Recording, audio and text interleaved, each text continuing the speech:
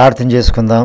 ప్రేమ కనికరం గల మా తండ్రి, సర్వోన్నతుడ, సర్వాధికారి, సర్వాన్ని సమస్తాన్ని కలగజేసినటువంటి మా కన్న తండ్రి, మాట్లాడుతుండగా నన్ను మరుగుపరుచుకొని మీరు మాట్లాడమని, నీ కృపలో భద్రపరుచుకొని ఆశీర్వదించుమని యేసు నామములో అడిగి వేడుకొనుచున్నాం తండ్రి, ఆమేన్.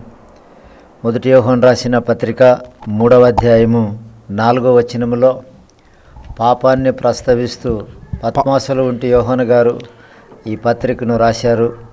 పాపము చేయు ప్రతివాడు ఆజ్ఞను అతిక్రమించును. ఆజ్ఞ అతిక్రమమే పాపం. ఈ ఆజ్ఞ అతిక్రమమే పాపము.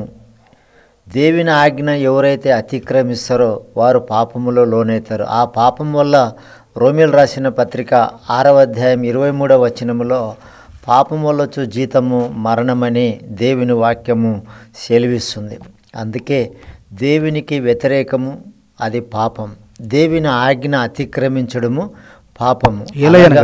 పాత నిబంధన కాలములో దేవుని ఆజ్ఞను అతిక్రమించి మరణశిక్ష నొందిన వారిని గురించి కొన్ని విషయాలు ఈరోజు మనం మాట్లాడుకుందాం. దేవుడు మనల్ని పరిశుద్ధులుగా నిష్కలంకులుగా కలగజేసి ఒక చిన్న ఆయుష్కాలాన్ని ఇచ్చి ఈ భూమి మీదకి పంపించి ఆయనను మనము పూజించాలని, ఆయన ఆరాధించాలని ఆయన ప్రణాళిక. అయితే పాపానికి లోనై దూరస్తులై మరణశిక్ష నొందిన వారిని గురించి కొన్ని విషయాలు మనం తెలుసుకుందాం. ఈరోజు మనం మాట్లాడే అంశం ఏమిటంటే దేవుని ఆజ్ఞను అతిక్రమించి మరణశిక్ష నొందిన వారి గురించి మనం కొన్ని విషయాలు మనం మాట్లాడుకుందాం. దేవుని ఆజ్ఞ అతిక్రమము ద్వారా వచ్చేది పాపము. పాపము ద్వారా వచ్చేది మరణం అనే విషయాన్ని మనము గమనించాలి. పాత నిబంధన కాలంలో యాకోబు గారికి 12 మంది సంతానము, ఒక ఆడపాప, ఆ పాప పేరు దీనా. 12 మంది విషయం మనం ఆలోచించినప్పుడు ఆ 12 మందిలో లేయాకు యాకోబు గారికి జన్మించినటువంటి కుమారుడు వరుసలో 4వ వాడు యూదాకి భార్య అయినటువంటి కనానీయురాలైనటువంటి సుయా, ఆమె పేరు సుయా. అతనికి 3 కుమారులు. యూదాకి 3 కుమారుల్లో జ్యేష్ఠ కుమారుడు ఏరు. మొదటి దినవృత్తాంతాల గ్రంథము 2వ అధ్యాయము 2వ వచనాన్ని మనం ఆలోచించినప్పుడు యూదా దాను యేషోబు యాకోబుకు లేయకు పుట్టినటువంటి యూదా వర్షకరంభంలో 4వ వ్యక్తి. ఇతని జ్యేష్ఠ కుమారుడు ఏరు. ఇతనికి 3 కుమారులలో జ్యేష్ఠ కుమారుడు ఏరు అనగా మెలకువగా అని ఆ పదానికి అర్థం. యూదా కుమారులు ఏరు ఓనాను షేలా ఈ ముగ్గురు కనానీయురాలైన షూయా కుమారులు అతనికి పుట్టిరి. ఈ ముగ్గురులో ఏరు అనేటువంటి వ్యక్తి జ్యేష్ఠ కుమారుడు అనే విషయాన్ని కూడా మనం యూదాకు ఇతడు జ్యేష్ఠ కుమారుడైన చెడ్డవాడని క్లియర్ గా దేవుడే ఇతని గురించి ప్రస్తావిస్తున్నాడు. ఆదికాండము 38వ అధ్యాయము 1వ వచనం నుంచి కొన్ని వచనాలు మనం ఆలోచించినట్టయితే ఆ కాలమందు యూదా అంటే 12 గోత్రాలు సంతానం కలిగినటువంటి యాకోబు, లేయా, రాహేలు 2 దాసులు, అతనికి 4 భార్యల మధ్య 12 మంది సంతానములో 4వ వ్యక్తిగా యూదా కుమారులు షియా అతని భార్య. వారికి 3 కుమారులు. ఏరు అనేటువంటి ఆయన జ్యేష్ఠ కుమారుడు. ఏరు అనగా మెలకువగా అని అర్థం. ఇప్పుడు అతడు దేవుని దృష్టికి ఎలా ఉన్నాడో ఆదికాండం 38వ అధ్యాయం 1వ వచనం చూసినప్పుడు ఆ కాలమందు యూదా తన సహోదరులను విడిచి హీరాను ఒక అదుల్లమినియకు ఉండుటకు వెళ్ళెను. అక్కడ షూయాను ఒక కనానీయురాలు కుమార్తెను యూదాను చూచి ఆమెను తీసుకొని ఆమెతో పోయెను. ఇతడు ఈ చరిత్ర ఏమిటంటే ఏరు భార్య తామార్. ఏరు దేవుని దృష్టికి చెడ్డవాడైనందున దేవుడు అతనిని చంపివేసెను. 38వ అధ్యాయం 6-7 వచనాలు ఆదికాండం. యూదా తన జ్యేష్ఠ కుమారుడైన ఏరునకు తామారు అను దానికి పెళ్లి చేసెను. పెళ్లి చేసెను. యూదా జ్యేష్ఠ కుమారుడైన ఏరు యూదా దృష్టికి చెడ్డవాడు. తండ్రి దృష్టికి చెడ్డవాడే, దేవుని దృష్టికి కూడా చెడ్డవాడే గనక అతన్ని చంపాను అనే మాట మనము చూస్తున్నాము. అందుకే దేవుని ఆజ్ఞ అతిక్రమించి దేవుడే స్వయంగా వారికి మరణశిక్ష చంపేశాడనేట్ల విషయాన్ని మనం గమనించాలి. ఎందుకంటే కీర్తనకారుడు రాసుకుంటూ 68వ కీర్తన 20 వచనములో చంపేవాడు ఆయనే, మనల్ని బ్రతికించేవాడు ఆయనే. అందుకే ఆ మరణ వశము ఆయన చేతిలో ఉందని భక్తుడు దావీదు తన కీర్తనలో రాసుకుంటున్నాడు. 8వ కీర్తన 20 వచనం, దేవుడు మా పక్షమున పూర్ణ రక్షణ కలగజేసి ఉన్నాడు. మరణము తప్పించుట ప్రభువైన యెహోవా వశము. అందుకే అతని దృష్టికి చెడ్డవాడైనందున దేవుడు అతనిని చంపేసినట్లుగా మనము చూస్తున్నాం. అలాగే ఇంకా కొద్దిగా ముందుకు వెళితే అహరోను, మోషే యొక్క అన్న అమ్రాను, యొకోబేదుకి 3 సంతానం. మొదటివాడు అహరోను, రెండో ఆమె మిర్యాము, మూడో అతను మోషే.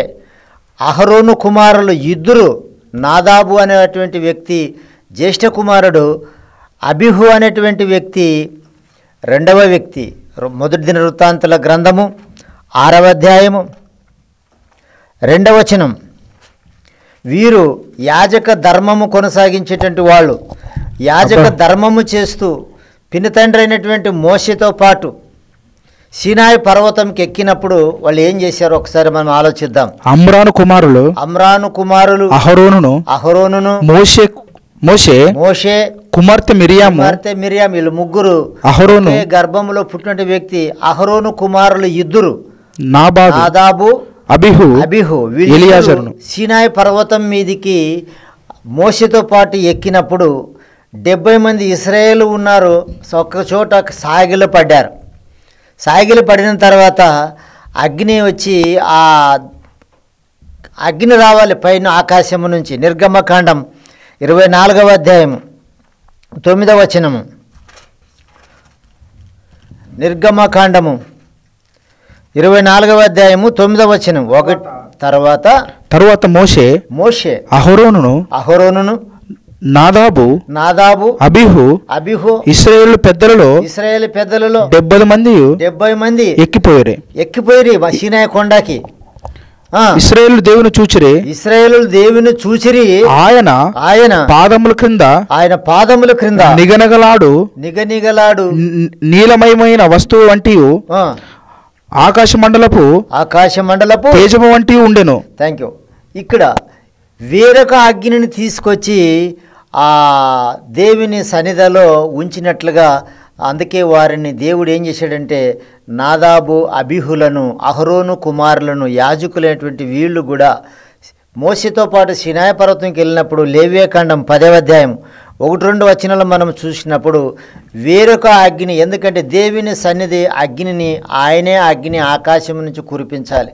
కానీ వీళ్ళు వేరొక అగ్నిని తీసుకొచ్చి దేవుని సన్నిధికి తీసుకొచ్చారు. తొందరపడి అందరికంటే ముందుగా ఆ అగ్నిని ఉపయోగించారు కాబట్టి దేవుడు వీళ్ళిద్దరిని చంపినట్లుగా చూస్తున్నాము. లేవియాకాండం 10వ అధ్యాయం. యెహోవా తనకు ఆజ్ఞాపింపని, యెహోవా తనకు సెలవు లేదు, తమ దేవుని ఆజ్ఞ కాదది, వేరొక అగ్నిని ఆయన సన్నిధికి తీసుకొచ్చారు. యెహోవా సన్నిధి నుండి అగ్ని బయలుదేరి వారిని కాల్చివేసెను. యాజకు కుమారులు నాదాబు, అబిహు 2 కుమారులు వేరొక అగ్ని దేవి సన్నిధికి తీసుకొచ్చినప్పుడు దేవుడు వారిద్దరిని కాల్చివేసినట్లుగా మనము చూస్తున్నాం. వీరు అహరోను తండ్రి కంటే ముందుగానే 2 కుమారులు, జ్యేష్ఠుడు రెండవ కుమారుడు అబిహు 2 చనిపోయినట్లుగా మనము చూస్తున్నాము. కనుక దేవుని ఆజ్ఞ అతిక్రమించి మరణము నొందిన వారు మొదటివాడు యూదా కుమారుడు ఏరు, అహరోను కుమారులు 2 నాదాబు, అబిహు. వీళ్ళిద్దరూ వేరొక అగ్నిని దేవుని సన్నిధికి తీసుకురాగా వీరిద్దరిని దేవుడు కాల్చివేసినట్లుగా మనము చూస్తున్నాము. అలాగే మోషే 120 ఏండ్లు ఆయుష్ కలిగి అతని యొక్క జీవిత చరిత్రాన్ని 3 భాగాలుగా విభజించారు. 40 సంవత్సరాలు యువరాజుగా, 40 సంవత్సరాలు గొర్రె మంద కాపరిగా మిద్యాను వనములో, అలాగే 40 సంవత్సరాలు ఇశ్రాయేలు జనాంగాన్ని నడిపించడానికి నాయకుడిగా ముందున్నటువంటి వ్యక్తి 120 ఏండ్లు ఆయుష్కాలం కలిగి చనిపోయాడు. చనిపోయిన తర్వాత ఆ నాయకత్వం యెహోషువకు అప్పచెప్పడం జరిగింది. వాళ్ళు ప్రయాణం ఎక్కడంటే ఐగుప్తు నుంచి 430 సంవత్సరాలు ఐగుప్తులో ఉంటూ వెట్టి చాకరీ చేస్తూ నానా బాధలు పడి దేవుడు మోషే ద్వారా వాళ్ళని నడిపించి ఎర్ర సముద్రము దాటించి వాళ్ళు పాలు తేనె ప్రవేశించే దేశానికి, కానాను దేశానికి వెళ్ళాలి. ఆ వెళ్ళేటువంటి స్థితిలో యెహోషువ కాలంలో నూను కుమారుడు యెహోషువ మోషే శిష్యుడు, మోషే పరిచారకుడు, మోషేకు దాసుడుగా ఉన్నటువంటి వ్యక్తి 12 గోత్రాల వారిని వేగుల వారిగా తయారు చేసి 12 మందిని పంపించాడు. కానాను ఎలా ఉందో అది పాలు తేనె ప్రవేశించే దేశమని దేవుడు సెలవిచ్చాడు. మరి మనకు స్థితి ఎక్కడ ఎలా ఉందనే విషయాన్ని చూసుకోరమ్మని చెప్తే చూడండి, సంఖ్యాకాండము 14వ అధ్యాయము 37వ వచనం. ఇక్కడ 12 మందిని పంపించాడు యెహోషువ. అనగా ఆ దేశమును గూర్చి, ఆ కానాను దేశమును గూర్చి మంచి సమాచారం తేలేదు. 12 మందిలో 10 మంది చెడ్డ సమాచారం తీసుకొచ్చారు. 12 గోత్రాలకి చెందినటువంటి వాళ్ళు, 10 గోత్రాలకు చెందిన వాళ్ళు 10 మంది మనుషులు వేగుల వారిగా యెహోషువ పంపిస్తే వాళ్ళు ఏం సమాచారం తెచ్చారు? చెడ్డ సమాచారం. పాలు తేనె ప్రవేశించే దేశానికి నడిపిస్తానని దేవుని మాట అబద్ధమా? దేవుని మాట భూమి ఆకాశములు గతించను కానీ ఆయన మాట మాత్రము గతించదు. కనుక అలాంటి దేవుని మాటను పక్కకు పెట్టి ఆ దేశము యొక్క స్థితిని గూర్చి చెడ్డ వార్త తీసుకొచ్చారు 10 మంది వేగులు వారు యెహోషువ దగ్గరికి. అప్పుడు ఏం చేశాడు దేవుడు? వాళ్ళు దేవునికి వ్యతిరేకం చేశారు కాబట్టి, దేవునికి వ్యతిరేకమైన సమాచారం తీసుకొచ్చారు కాబట్టి, చెడ్డ సమాచారం తీసుకొచ్చారు కాబట్టి సంఖ్యాకాండములో ధర్మశాస్త్రములో దేవుడు రాపిస్తున్నాడు 14వ అధ్యాయం 37వ వచనం. చెడ్డ సమాచారము చెప్పిన మనుషులు యెహోవా సన్నిధిని తెగుళ్ళు చేత చనిపోయిరి. అందుకే దేవుని ఆజ్ఞ అతిక్రమించి మరణించిన వాళ్ళ గురించి మనం మాట్లాడుతున్నాం. ఇశ్రాయేలులో యాకోబు కుమారులలో లేయాకి యాకోబుకు పుట్టినటువంటి యూదాకు పుట్టినటువంటి 3 కుమారుల్లో జ్యేష్ఠుడు ఏరు చెడ్డవాడు గనుక దేవుడు అతన్ని చంపేశాడు. అలాగే అహరోను కుమారులు దేవుని సన్నిధికి దేవుని ఆజ్ఞ కాక దేవుని మాటను అతిక్రమించి సొంత ఆజ్ఞను ఉపయోగించి దేవుని సన్నిధికి తీసుకొచ్చినందువల్ల నాదాబు అబీహు అహరోను కుమారులు యాజకులైన వాళ్ళను కూడా దేవుడు చంపేసినట్లుగా చూస్తున్నాం.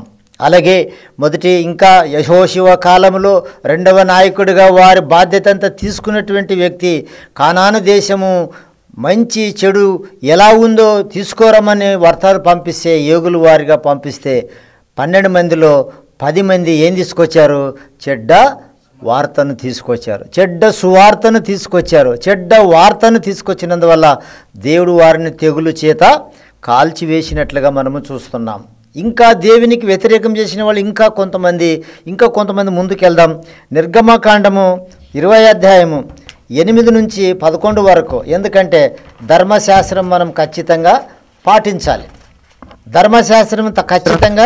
పాటించాలి. మోషే ధర్మశాస్త్రం 10 ఆజ్ఞల్లో అన్ని ఆజ్ఞలు మనం పాటించాలి. విశ్రాంతి దినమున పరిశుద్ధముగా ఆచరించుటకు 11వ వచనం వరకు మనం చూసినట్లయితే పరిశుద్ధంగా ఆచరించుటకు అన్ని అక్కడ ఉంటాయి. 10 ఆజ్ఞలో ఇదొక ఆజ్ఞ. 8వ వచనం నుంచి 11వ వచనం వరకు మనం చూసినట్లయితే విశ్రాంతి దినమును గూర్చి పరిశుద్ధంగా ఆచరించుటకు జ్ఞాపకం ఉంచుకొనుము. ధర్మశాస్త్రం ద్వారా మోషే ధర్మశాస్త్రం ద్వారా ఇశ్రాయేలు జనాంగానికి 12 మంది గోత్రుల వారికి జనాంగానికి ధర్మశాస్త్రం బోధిస్తున్నాడు, చెప్తున్నాడు. జాగ్రత్త, విశ్రాంతి దినమును మాత్రం మీరు బాగా ఖచ్చితంగా ఆచరించాలి. 6 దినములు నీవు కష్టపడి పని చేసుకొని ఏడవ దినమున నీ దేవుడైన యెహోవాకు విశ్రాంతి దినం. అందుకే ఆ రోజు ఎవరు ఏ పని చేయకూడదు. దేవుణ్ణి ఆరాధించడానికి ప్రత్యేకంగా నీవు 6 రోజులు నీ సుఖభోగాలతో సుఖించు, సంతోషించు, కష్టార్జితం చేసుకో. కానీ ఒక్కరోజు మాత్రం విశ్రాంతి దినమున 7వ దినమున నీవు ఖచ్చితంగా దేవుని సన్నిధికి వచ్చి దేవుణ్ణి ఆరాధించాలి. నీవెంత గొప్ప ఉద్యోగస్తుడైనా ఎన్నితలైనా మనం దేవుణ్ణి ఆరాధించే దినము ఖచ్చితంగా ఆచరించాలి. ఒకవేళ ఆచరించకపోతే ఆనాడే ధర్మశాస్త్ర ప్రకారంగా మోషే బోధించినప్పుడు ఒక వ్యక్తి ఏం చేశాడో ఒకసారి చూద్దాం. అదే సంఖ్యాకాండము 15వ అధ్యాయం 32-36 వచనాలు చూసినట్లయితే విశ్రాంతి దినాన్ని పరిశుద్ధంగా ఆచరించాలి. 6 దినములు కష్టపడి ఒకరోజు నువ్వు ఖచ్చితంగా దేవుని సన్నిధికి రావాలని దేవుని ఆజ్ఞ ధర్మశాస్త్రం చెప్తుంది. ఇప్పుడు ఒక ఆయన ఏం చేశాడంటే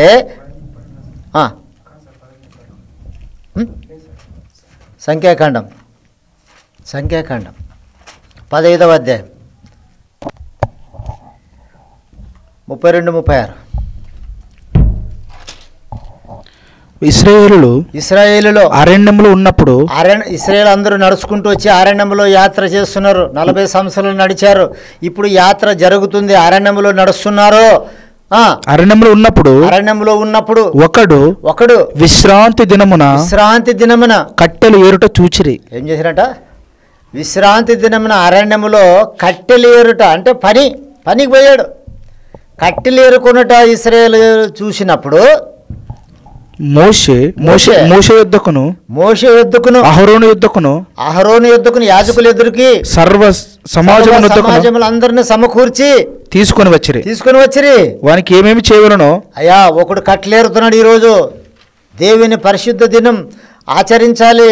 6 రోజులు కష్టపడి పని చేసుకోమని మనకు సెలవిచ్చాడు. కానీ వీడు ఈరోజు కూడా విశ్రాంతి దినము కూడా దేవుని ఆరాధించే దినము కూడా పరిశుద్ధ దినము కూడా కట్టెలేరుతున్నాడని చెప్పినప్పుడు అతన్ని ఏం చేయాలా, ఎలా చేయాలని సర్వ సమాజము, 2 అన్నదమ్ములు అహరోను మోషే నాయకుడు, ఇతడు యాజకుడు అహరోను, 2 వారు సర్వ సమాజం 12 గోత్రులు అందరూ సమకూర్చబడి ఏం మాట్లాడుతున్నారు చూడండి. తర్వాత యెహోవా ఆ మనుష్యుడికి మరణశిక్ష విధింపవలను. అతనికి ఏం చేయాలంట? మరణశిక్ష విధించవలెను. సర్వసమాజం భక్తుడు, సువార్థికుడు, మన ప్రాంతాన్నంతా ప్రేమించి అక్కడక్కడ సువార్త కూటాలు పెట్టినటువంటి వ్యక్తి యెసన్న గారు ఆదోనులో జరుగుతున్నప్పుడు, 96లో కోసిగిలో జరుగుతున్నప్పుడు ఒక మాట చెప్పాడు. ఒక్క ఆరాధన దినం ఆదివారం నేను పోగొట్టుకుంటే 1000 దినాల ఆశీర్వాదాన్ని నేను పోగొట్టుకున్నవాడైతానని సెలవిచ్చాడు. కనుక ప్రియమైన దేవుని వారలారా, ఈ మనిషి విశ్రాంతి దినం లెక్క చేయకుండా దేవుని ఆజ్ఞను అతిక్రమించి కట్టెలేరునకు పోయి మరణశిక్షకి పాత్రుడయ్యాడు. దావీదు పరిపాలన కాలంలో, రాజు అయినటువంటి దావీదు కాలంలో ఇశ్రాయేలు జనాంగానికి, ఐక్య ఇశ్రాయేలుకి 2వ రాజుగా పరిపాలన కొనసాగించేటప్పుడు గొర్రెబొచ్చు కత్తిరించు పండగ ఆచరించాలి. ఎవరున్నారు మన ప్రాంతంలోనే ఆలోచించినప్పుడు నిన్న మొన్నటి దాకా మన ప్రాంతంలోనే, మన పొలాల్లోనే కర్మీ ప్రాంతుడైనటువంటి నాబాల్ అనేటువంటి వ్యక్తి ఇలాగే గొర్రెలు తీసుకొని వెళ్ళిపోయాడని, అలాగైతే వెళ్ళండి అని చెప్పి కొంతమందిని పంపించాడు. ఆ పండగ ఆచరించటకు అతడు రావాలి బొచ్చు కత్తిరించడానికి గొర్రెలకు అని చెప్పి కర్మ ప్రాంతానికి నాబాల్ దగ్గరికి కొంతమందిని దావీదు పంపించాడు. నాబాలు మత్తుడై సౌభాగ్యవంతుడై మందలు కలిగినవాడు, పేక మందలు కలిగినవాడు. నాబాలు భార్య అబిగైలు, ఆమె సుబుద్ధి కలిగినటువంటి స్త్రీ. 2 భార్యాభర్తలు ఉన్నప్పుడు వచ్చాడు, బాగా మత్తడే ఉన్నప్పుడు, అయ్యా దావీదు నిన్ను రమ్మంటాడు రాజు అన్నప్పుడు, ఎవడు దావీదు? అరే మా రాజుని ఎరగవా నువ్వు? ఎస్ఐ కుమారుడు, ఎస్ఐ ఎవడు అని రకరకాలుగా దూషణ మాటలు, బూతు మాటలు మాట్లాడినందున వాళ్ళు భటులు వెళ్ళి అతనికి అలాగే చెప్పారు. 1 సామెయేలు గ్రంథం 25వ అధ్యాయము 1 నుంచి 41 వచనం వరకు ఆ అధ్యాయం అంతా మనం చదివితే ఇప్పుడు మనకు అవసరం లేదు. 1 నుంచి 4 వచనాల వరకు మాత్రం చదువుకుందాం. సమూయేలు మృతునందగా, సమూయేలు చనిపోయాడు. ఇశ్రాయేలందరూ కూడుకొని అతడు చనిపోయినని ప్రలాపించుచు. 1 సామెయేలు 25:1 రామాలోనున్న అది కర్మ ప్రాంతం 2 సమయాలు లేకుండా త్వరగా 25 మొదటి సమయలే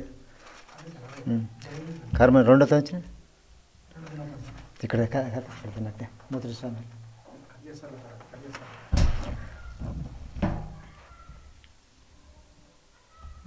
2వ వచనం నుంచి మొదటి సామెల గ్రంథం 25వ అధ్యాయం 2వ వచనం. కర్మెలులోను మోయాబునందు ఆస్తి గలవాడొకడును కాపురముండెను. అతడు బహు భాగ్యవంతుడును, చాలా భాగ్యవంతుడు. అతనికి 3000 గొర్రెలను 1000 మేకలను అతడు కర్మెలులోని తన గొర్రెల బొచ్చు కత్తిరించుటకై పోవుచుండెను. ఎందుకంటే బొచ్చు కత్తిరించే సమయం వచ్చింది కాబట్టి. ఇది చరిత్ర ఏమిటంటే ఆ అధ్యాయం అంతా మీరు చదివితే దావీదు 4 మనుషులు పంపించాడు కొంతమందిని.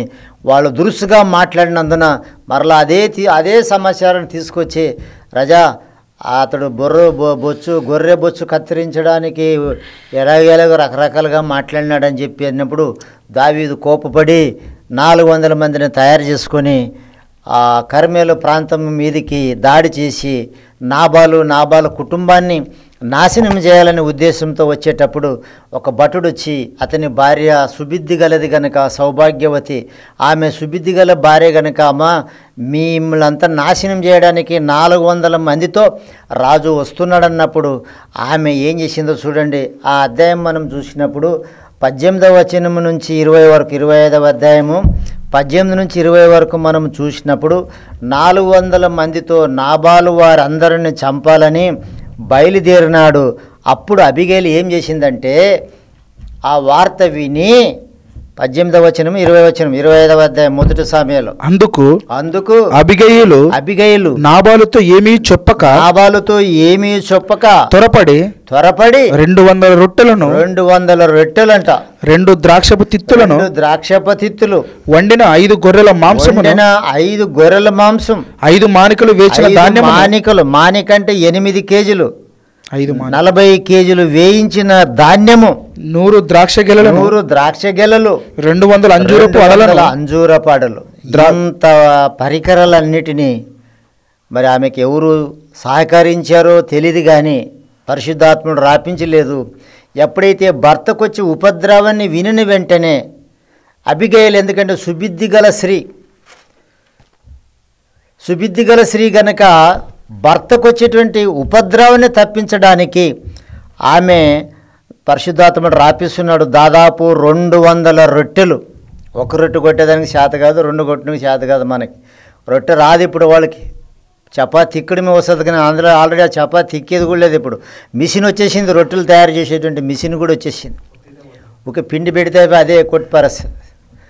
ఇంత టెక్నాలజీ వచ్చింది. ఆ రోజుల్లో 200 రొట్టెలు వండిన 5 గొర్రెల మాంసం, 200 రొట్టెల్లోకి 5 గొర్రెల మాంసం 5 గొర్రెలు కోసి వండింది. 2 ద్రాక్ష రసపు తిత్తులు, 2 తిత్తుల నుండి రసం, ద్రాక్ష రసం తిత్తులు, 5 మానికలు వేచిన ధాన్యము, 5 మానికలు అంటే 8 ఒక్క మానిక వచ్చి 8 కేజీలు, 40 కేజీల యొక్క వేయించిన ధాన్యం, 100 ద్రాక్ష గెలలు. మన అరటి గెలలు చూశారు కదా, అలాగా అరటి ద్రాక్ష గెలలు, 200 అంజూరపు అడలు. ఇంత స్థితి చేసుకొని అతనికి ఎదుర్కొని, నా ఏలినవాడ రాజా అది నా తప్పని భావించి క్షమించమని ఆ వంటకమంతా, తాను తీసుకుపోయినటువంటి వంటకాన్నంతా ఆ 400 మందికి అక్కడే తన ఎదురుబడినటువంటి స్థలంలోనే వాళ్ళకి వడ్డించి అప్పుడు శాంతించి రాజు తిరిగి వెళ్ళిపోయినట్లుగా మనము చూస్తున్నాము 25వ అధ్యాయంలో. అప్పుడు ఇతడు రాత్రి ఏమి చేసిందో ఏమి జరిగిందో తెలియదు గనక ఉదయం అబిగైలు భర్తతో పంచుకున్నప్పుడు అతన్ని రాతి గుండె మాదిరిగా అయిపోయి ఆగిపోయినట్లా చూస్తున్నాం. అలాగే చనిపోయాడు. ఇక రాజు ఈ విధంగా 400 మందితో వచ్చి మనల్ని ఆశ్రయించే ఉద్దేశంతో వచ్చినప్పుడు అని చెప్పేలోగా అతడు గుండె పగిలిపోయింది, ఆగిపోయింది. నాబాలు 1000 గొర్రెలు, 3000 గొర్రెలు, 1000 మేకలు, ఆ మంద కలిగినటువంటి వ్యక్తి. అందుకే ఆ అబిగయల ద్వారా భర్తకొచ్చి ఉపద్రవాన్ని తప్పించింది. రాజు భయానికే నాబాలు చనిపోయినట్లుగా మనము చూస్తున్నాం. అందుకే దేవుని ఆజ్ఞను అతిక్రమించిన వారు దేవుడే స్వయంగా చంపుతాడనే విషయాన్ని మనం భయం కలిగి బ్రతకాలి. ఇంకొకరు చూసుకొని మనం ముగించుకుందాం. కొరుహు వారి అతని సంబంధులు. ఇక్కడ కూడా దేవునికి వ్యతిరేకంగా వీళ్ళు, మోషకి వ్యతిరేకంగా. మోషే అహరోనుల యొక్క పినతండ్రి కుమారుడు. కొరుహు మంచుగడ్డ అని అర్థం. వీళ్ళు అసూయపరులు, యెహోవాకు విరోధము చేసి దాదాపు 250 మంది తిరుగుబడిరి. సంఖ్యాకాండము 16వ అధ్యాయం 1-2 వచనాలు. సంఖ్యాకాండము 250 లేవికిని మునిమనముడును కహాతుకు మనముడును ఇస్హారు కుమారుడగు కోరాహు రూబేనీయులలో ఎలియాబు కుమారులైన దాతాను అబిరాములను పేలేతు కుమారుడైన యోచించుకొని వీళ్ళందరిని కలుపుకున్నారు. కొరహు సంబంధులు, రూబేనులు, అబిరాములు వీరంతా వ్యతిరేకం చేసుకొని తిరుగుబాటు చేశారు. ఏమి తిరుగుబాటు చేశారో 16వ అధ్యాయము 32-35 వచనాలు. అదే సంఖ్యాకాండము 16వ అధ్యాయము. భూమి 32-35 వచనాలు. 16వ అధ్యాయం 32-35. భూమి తన నోరు తెరిచి వారి కుటుంబములను కోరహు సంబంధులను, అలాగే రూబినీయులను, అలాగే అబిరాములను, వీరి కుటుంబాలను, వారి సమస్త సంపాద్యమును మృంగివేశను. అగ్ని బయలుదేరి కాల్చివేసి 250 మందిని భూమి నోరు తెరిచి మింగేసింది. కొరహు భార్య బిడ్డలు మాత్రం దానిలో చేరక వాళ్ళు తప్పింపబడిరని చెప్పి పరిశుద్ధ గ్రంథం మనకి సెలవిస్తుంది. ఇక్కడ కొరుహు సంబంధులతో పాటు రుబేనీయులు, అబిరాములు అందరూ కలిసి మోషే అహరోనులకు వ్యతిరేకం చేసి దేవుడు వారిని అగ్నితో కాల్చివేసి భూమి నోరు తెరిచి దాదాపు 250 మందిని, కొరుహు సంబంధులు, రూబేనులు, అబిరాములు అందరినీ మింగివేసింది. వీరి సంతానమే, కొరహు యొక్క భార్య పిల్లలు మాత్రం మిగిలి ఉన్నారు. వీరి సంతానమే ద్వారపాలకులుగా దావీదు పరిపాలనలో పనిచేసినట్లుగా 1 దినవృత్తాంతుల గ్రంథము 9వ అధ్యాయము 19వ వచనాన్ని మనము చదువుకుందాం. 9వ అధ్యాయము 19వ వచనము. మరియు కోరాహు కుమారుడగు ఎబ్యాసాతుకు పుట్టిన కోరే కుమారుడైన షెల్లుమానును వాని పితరుని ఇంటివారును వాని సహోదరులను కొరహీములను సేవా సంబంధమైన పని మీద నుండి గుడారమునకు ద్వారపాలకుల వీళ్ళే. ఈ సంతానమే దావీదు పరిపాలనలో కొరహు సంబంధాలు ద్వారపాలకులుగా, కొంతమంది సంగీత నాట్యములో కొంతమందిని కలిపినట్లుగా మనము చూస్తున్నాం. అందుకే దేవుని ఆజ్ఞ అతిక్రమించి మరణశిక్ష నొందినవారు యూదా కుమారుడు ఏరు, అలాగే ఒక విశ్రాంతి దినాన్ని ఆచరింపక ఎంత భయంకరంగా వాటిని రాళ్ళతో కొట్టి చంపినట్లుగా. అందుకే మనము ఆయన 6 దినాలు కష్టపడి 7వ దినాన్ని మనము దేవుని ఆరాధించడానికి ఖచ్చితంగా మనము పాల్గొనాలి. సహవాసములో, బోధలో, రొట్టె విరుచుటిలో అపోస్తలుల కార్యం 2వ అధ్యాయం 42వ వచనం ప్రకారంగా మనము సహవాసములో ఉండాలి. అప్పుడు దేవుని ఆరాధిస్తూ స్తుతిస్తూ మనం ఉండాలని మీ అందరికీ హెచ్చరిస్తూ దేవుడి కొద్ది మాటలు మీ హృదయాల్లో ఫలింపజేయనుగాక. ప్రేమ కనికరం గల మా తండ్రి, స్పాన్సర్ చేసినటువంటి నేలకోసి గ్రామవాసులు, క్రీస్తు సంఘ సభ్యులు, హుసేను కుటుంబాన్ని దీవించి ఆశీర్వదించి కాపాడమని క్రీస్తు యేసు నామములో అడిగి వేడుకొనుచున్నాం తండ్రి. ఆమేన్.